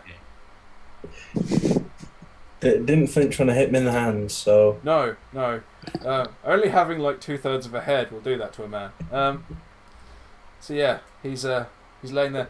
The third of the head that you couldn't see while he was up against the wall is clearly missing. You could see a bullet hole behind his left ear. You couldn't see the bottom right side of his face, which is no longer there. As brains and gore over the wall next to him. Aww. Can I sort of give him the once over and check arms for any affiliations to any of the local Ooze Town gangs? Yeah, give me a knowledge. I mean, the guy seems to be dressed in some pretty rough gear. I mean, it looks to be sort of homemade. Waterproof, isn't it? Yeah, it does look waterproof. It looks quite thick and waterproof. Yeah. That is a 4. Yeah. You look over. The guy doesn't look rich. You can safely say the guy doesn't look very rich. He's got quite sort of leathery hands. He wasn't clean shaven. He had a bit of hair, but not on the top. He just looks like someone who was probably a bit down on their luck. Other than decay, does he smell of the sea? He smells. To be fair, over the smell of diesel and river mud that just hangs over this whole town, and the stench of beer and blood in this particular place, you can't really pick up any scent. Especially not rolling that bad. Okay. Like, he smells a bit. You can definitely tell that. He appears to have shat himself. Yeah. Anyone else want to try this one? Like, you've gained pretty much all the information you're going to. And I find a mop and bucket. Jimmy just like, yeah, you want a mop and bucket, Dale? What are you gonna clean up for me? It's this wall here. Least I can do for the nails. Oh, right. Fair enough. Hands you a Jimmy, mop and bucket. He's quite happy for you to clean up the crime scene. Jimmy, do you happen to have a metal tray or anything? What for? Um, So I've got trays, yeah, but like I need them. That's why I've got them. the quickest way to see who's able to get up, in my experience, is to make a loud metallic ring, sort of like the one that goes off every morning at the up at the fort.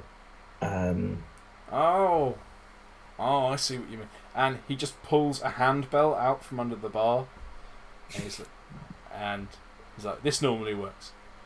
Last orders, ding ding ding."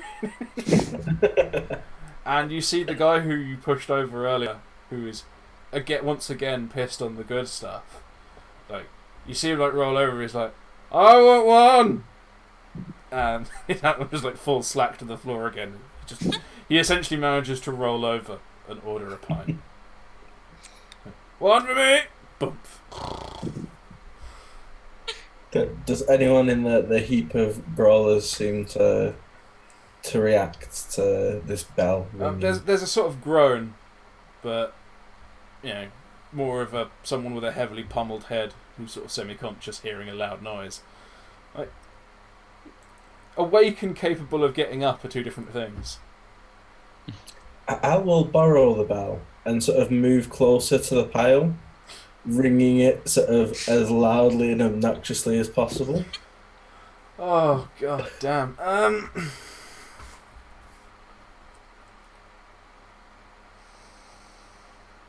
I'll follow it up each time with a shout of "Get up!" like right in their face.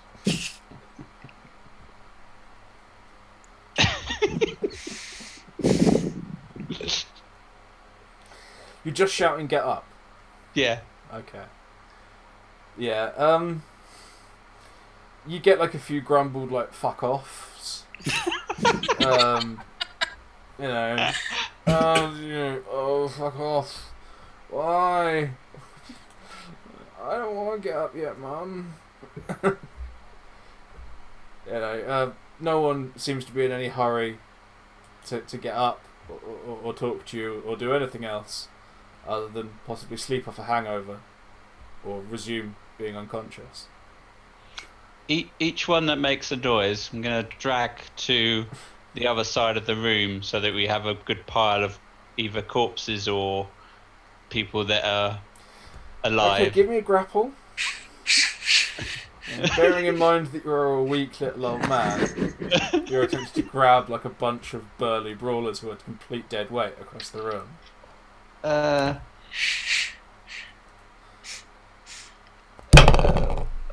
Why can't I count? 12.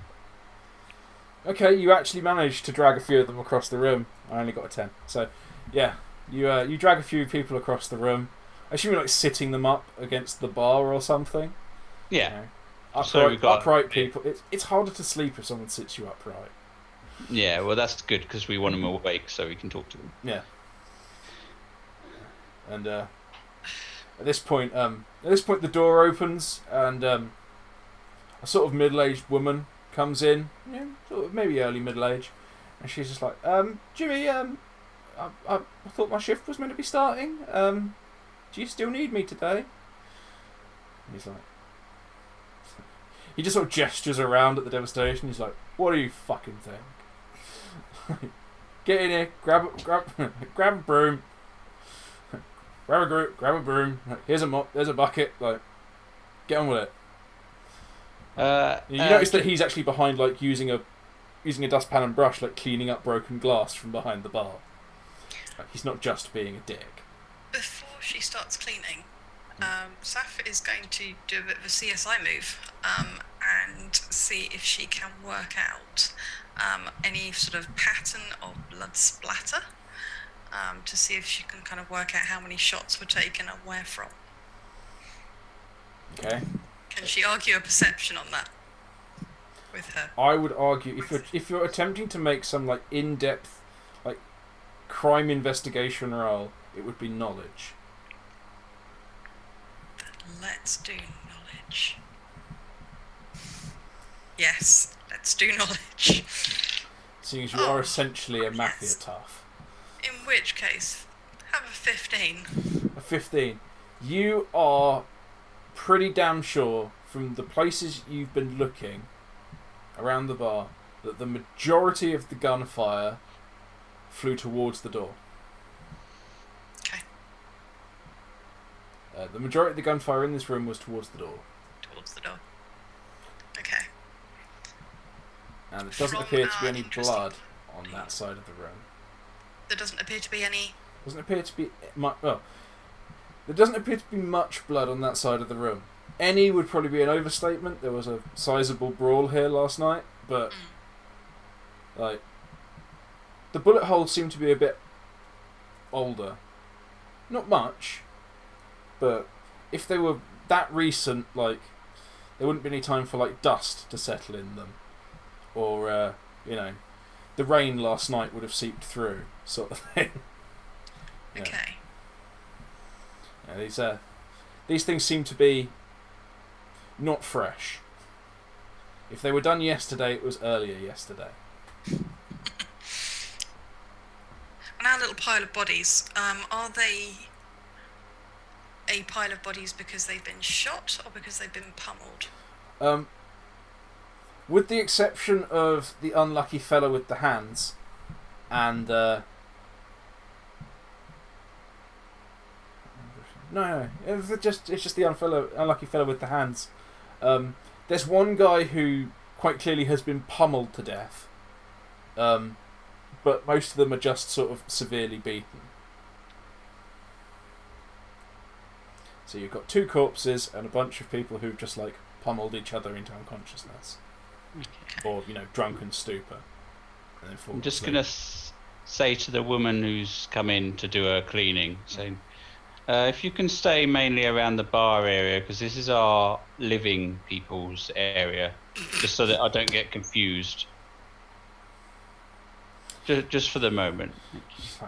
Alright, fair enough.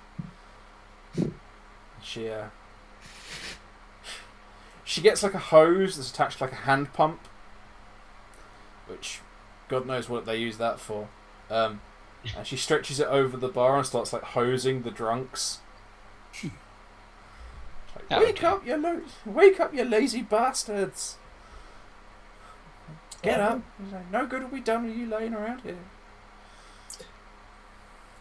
You can see the metaphorical fat hamster on the wheel in Hal's brain sort of start to get the cogs are turning, and he goes up to the bar next to where this woman's spraying and says, "Yeah, love, I don't suppose you were in here yesterday, were you? It's not the first shift of the week by my count." She's like, she shakes her head. She's like, "No, sorry, love. I was at home with the kids yesterday. I only work. I only work when their jobs take them down into the market." Fair enough. Sorry to have been a bother. So that's all right, you know. Anything to keep Buzz and my other boys, you know, well fed. And she goes back to hosing down the drunks and gets a broom out and starts sweeping up broken glass and bits of broken furniture. So yes, you have one man who's been beaten to death, possibly kicked to death. One person who's been shot in the head. And a group of pummeled drunks. Hooray! Hooray! I think having exhausted all other avenues of inquiry, Hal will walk over to Jimmy behind the bar and go, "Look, I'm trying to help you here, pal. I really am. But something doesn't sit right with me here, and I think you know what it is. So, plenty of people have tried to outsmart me, and I'm saying most of them probably have. But very few people have managed to outsmart this." And he sort of raises his cudgel slightly. So, do you want to be giving us the truth, or shall we have to take you down to see Al and explain all this?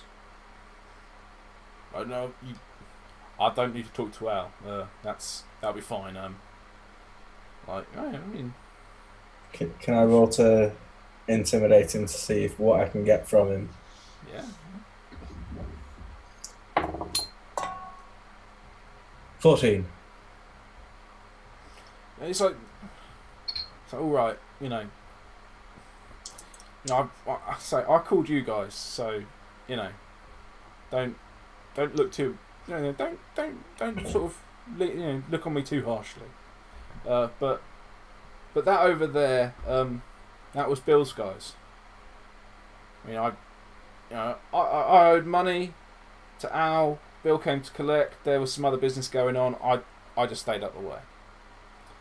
You know, he told me to leave that where it was. So I did. But what I actually called you here for is this lot. You know, some disruptive bastards turned up and they caused this fight. And you know, they cost me a lot of money. Do you remember what them bastards look like? There was this kind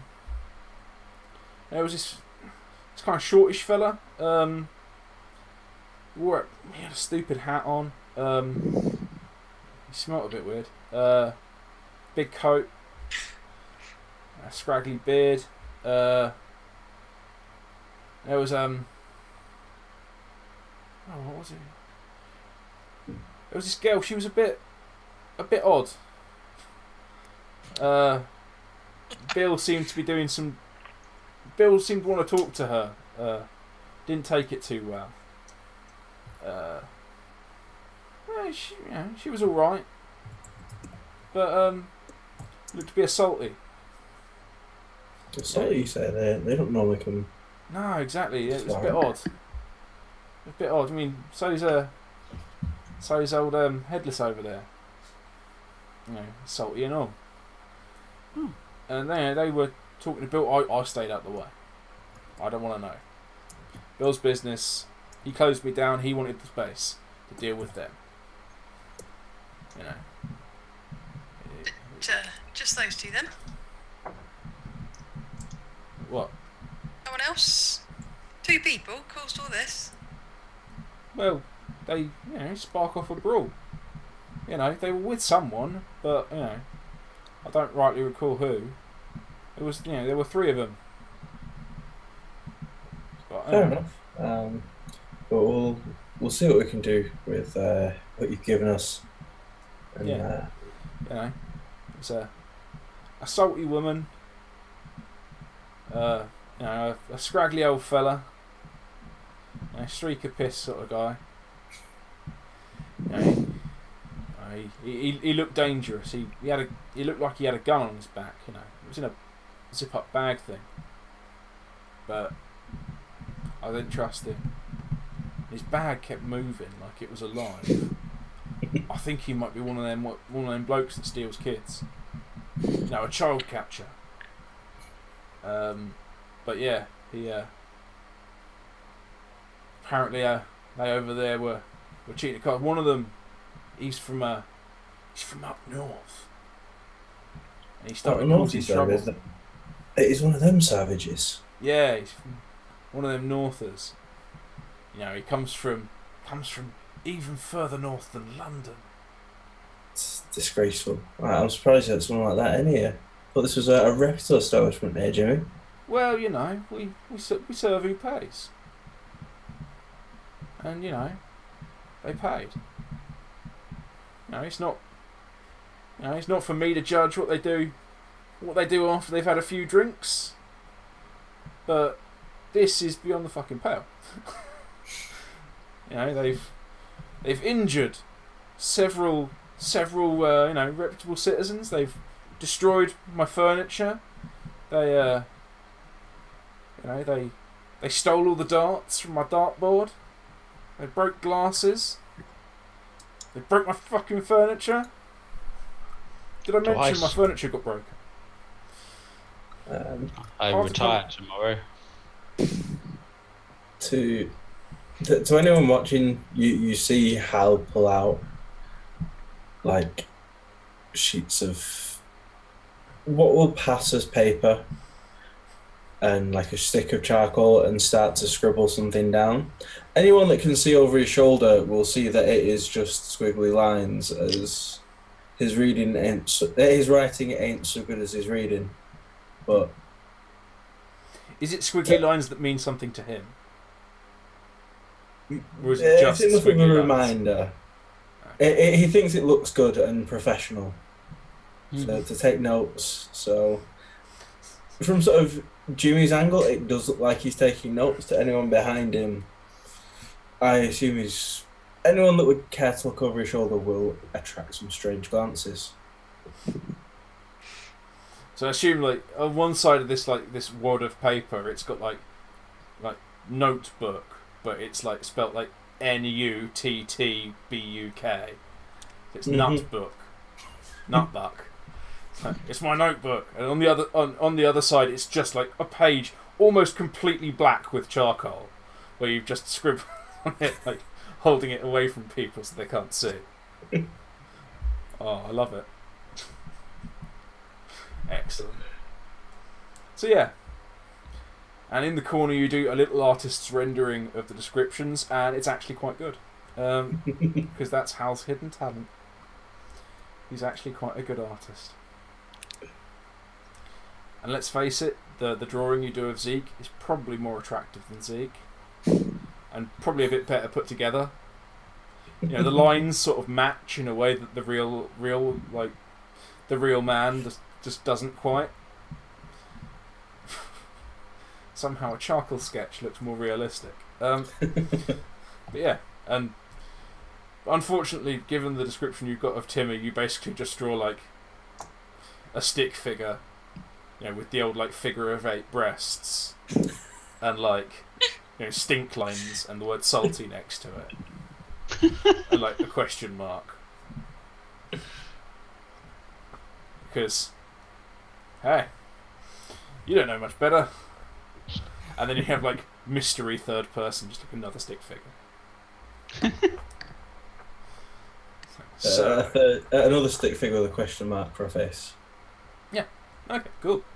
That makes sense. So yes. So we're looking for the dastardly mastermind that caused all of this fracas. A northern man in a smelly coat with a fur hat. And on that note, we'll end. So,